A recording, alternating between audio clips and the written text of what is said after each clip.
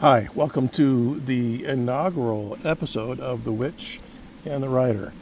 And this is something that we've been planning on for a while and now have the time to go through and do that on this road trip that we're taking. My name is Eric Young. And I'm Julia Frainer, and we just want to welcome you to the Toyobe National Forest, just outside of Austin, Nevada, back to the state that I grew up in. It was a lovely drive to get here today. We're on our way back to the cabin up in near Ferndale, Washington. We've left what we call the Whimsy House down in Washington, Utah. We're kind of bouncing back and forth. And we forgot to introduce Jack, our traveling companion, canine companion there. So we've talked about doing this for a while. Yep. What do you want viewers to come away with? Yeah, so it has taken me a long time to embrace the word witch. And if you've known me or followed me for a while, I had an intuitive art studio in Blaine, Washington prior to COVID. It's what shut me down. And I was really reluctant. The word witch always has frightened me in a sense. But I recognized at that point, and I wasn't doing any of my woo-woo things then, but there were women outside the studio that refused to come in that would say, she's a witch. And over the years, I've been really curious about what does a witch mean? Why does the word frighten some women? The women in community utilize the word. In fact, they lovingly call me the superintendent of witches, which I've held back from that. I never told you. No, you haven't. That's news to me. Okay. They call me the superintendent of witches.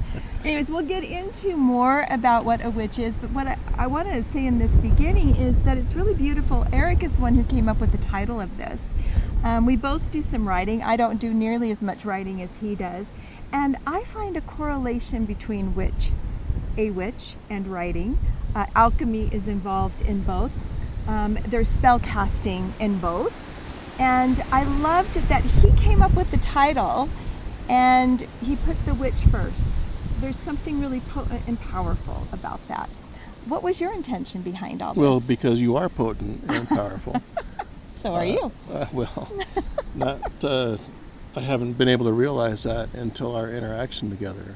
And the alchemy that you talk about that has happened within me, both at the bog and in southern Utah, on the shift with Jack and I walking out there, and the things that you've been teaching me.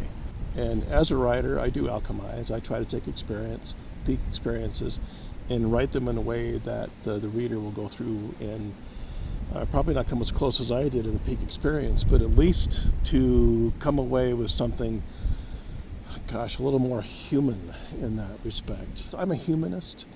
I believe that we are the conduit of miracles in each other's lives.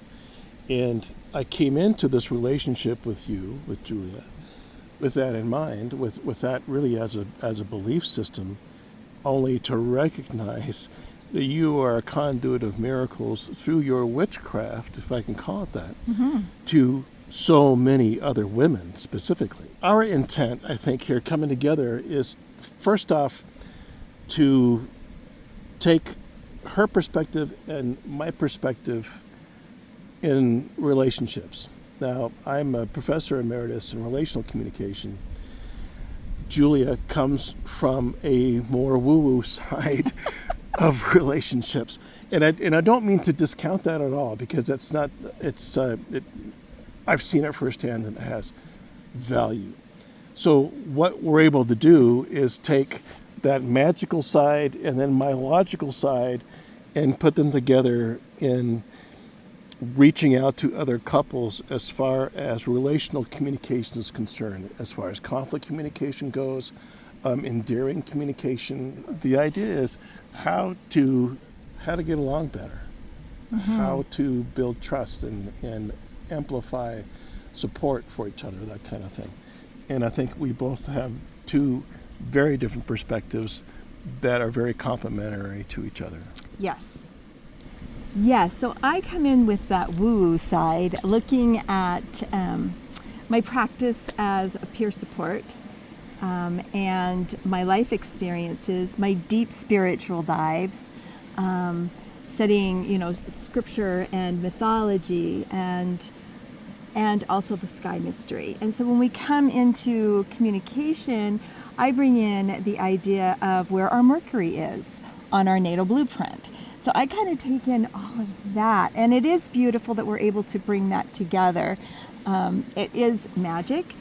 It's potent. Yeah. So when I look at it, though,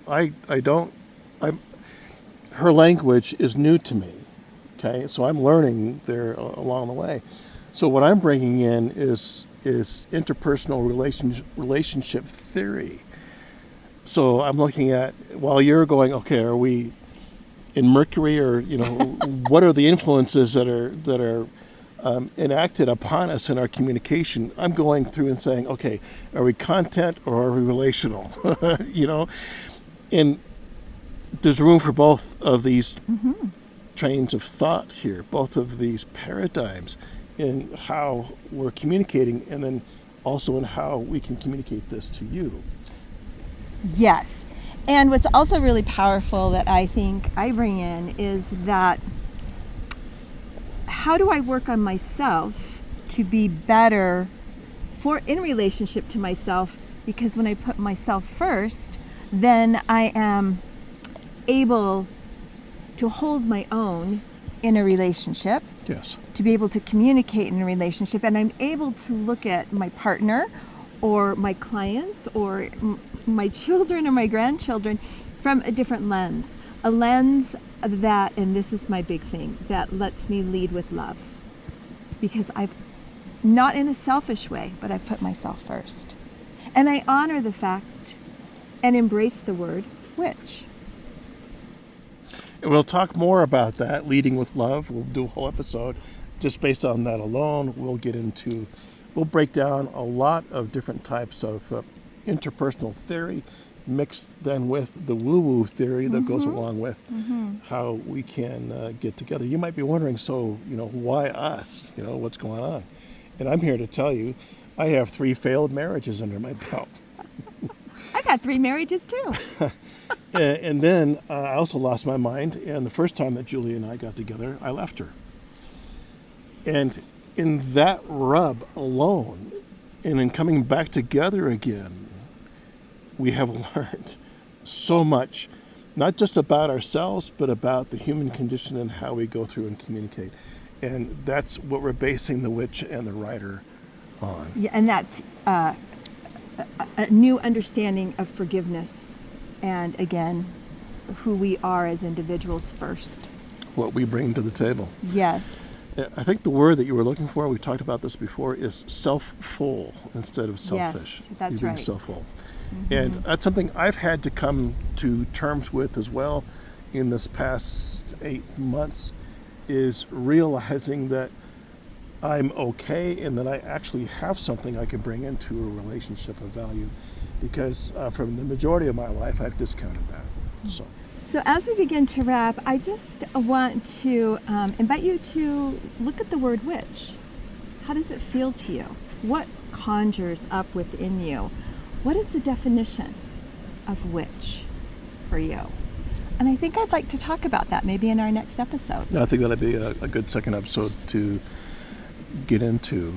I will say that as I got involved with your craft initially, that gave me the impetus to search out alternative ways for healing. And what we might want to qualify for our audience right now is the places that we're coming from as far as trauma and injury is concerned. Yes.